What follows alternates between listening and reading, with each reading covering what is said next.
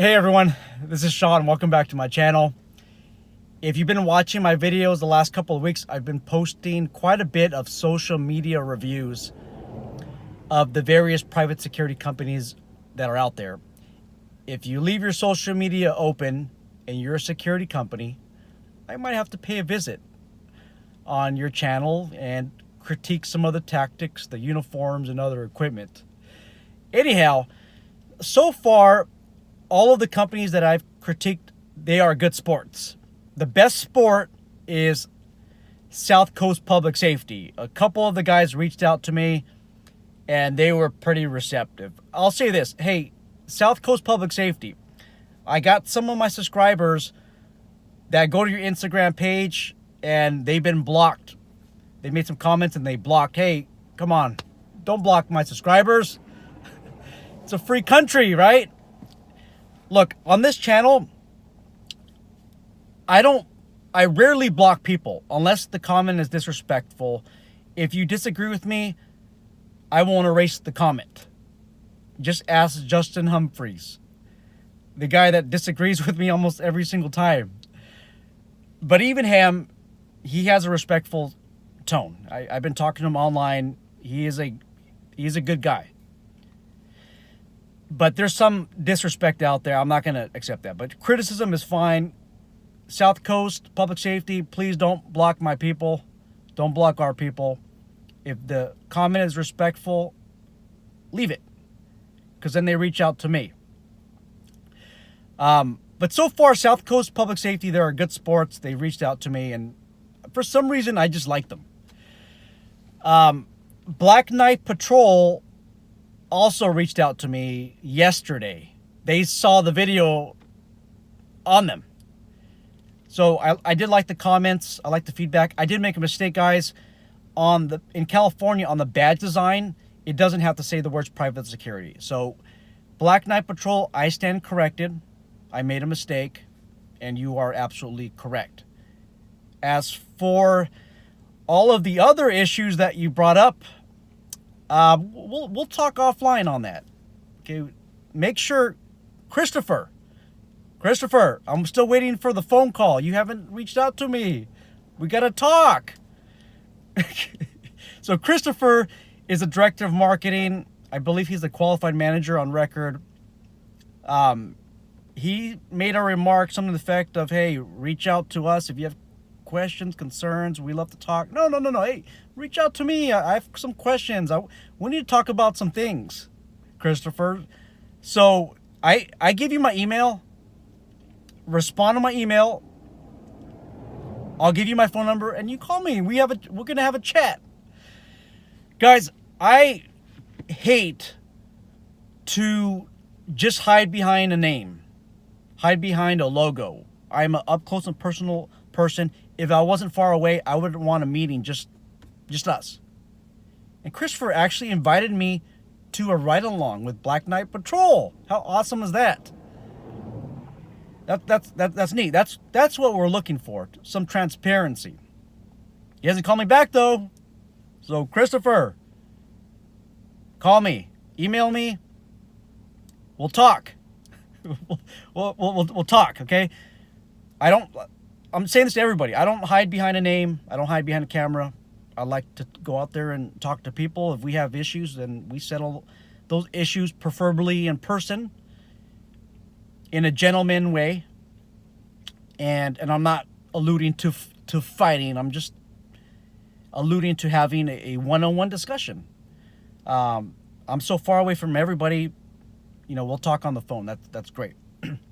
Anyhow, I want to thank Michael. Excuse me. Michael's one of our subscribers, and he sent a photograph of a screenshot that he made from Arcadia Security social media page. So Arcadia Security is based out of Los Angeles, and I think I might have some subscribers who work for Arcadia Security. Maybe the CEO of that company is subscribed to this channel. I've had a couple of subscribers that want me to do reviews on that company, so I don't know yet. But anyhow, Michael sent me a screenshot, and Oh, man. Oh. Where do I even get started? So there's a photograph of somebody being arrested, and the caption goes as follows, and I'm just going to summarize. There was a domestic violence incident at a housing complex which they patrol. As they arrived in the area, there were some things that were thrown out of a window.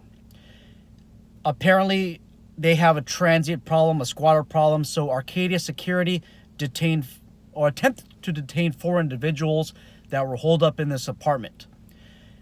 Arcadia security asked one of the subjects if they had any open warrants, in which that subject responded by running away. And he was tased. The caption was, he rode the lightning or something like that. He was tased.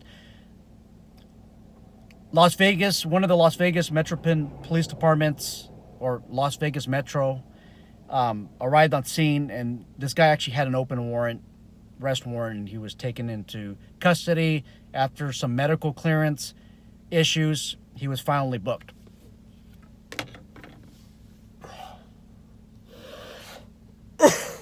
Oh man, I don't even know where to get started on this. Is this even legal? Now, guys, I am not in Las Vegas, but I have a whole bunch of subscribers who live in Las Vegas. Some of them are instructors, and I also have a lot of wise people on this channel. My understanding the laws tend to gravitate towards California, but hey, what happens in California tends to have an effect on other states. All of the laws, or most of the laws in all the United States, they tend to follow the model penal code. Same thing with criminal procedure. They don't follow the model penal code, but criminal procedure is very similar in all the states. I really would like to know or ask Arcadia security, what gives you the legal authority to taser somebody who is running away from you? Generally, police officers, law enforcement ask if you have open warrants. I don't even know where to start in this video. Jeez. Okay. In most states, in order to effect arrest for a misdemeanor, a less severe crime, you need to observe the crime occur in your presence, and that person has to be the subject in question. That's more or less for misdemeanors. For the more serious crimes like felonies, a felony has to have been committed. Sorry guys, I just got off a graveyard shift. Felony has to have been committed, and you must have reasonable cause or probable cause to believe that the person whom you are arresting is the person who in fact committed the crime. That's more or less the standards of making an arrest for a felony. I don't know what type of arrest warrant this person has, but all the security did, according to this caption, is ask, do you have any open warrants? And the guy runs off. I'll say this, guys, where I work at, or in most police departments in California, you can't taser somebody because they're running away.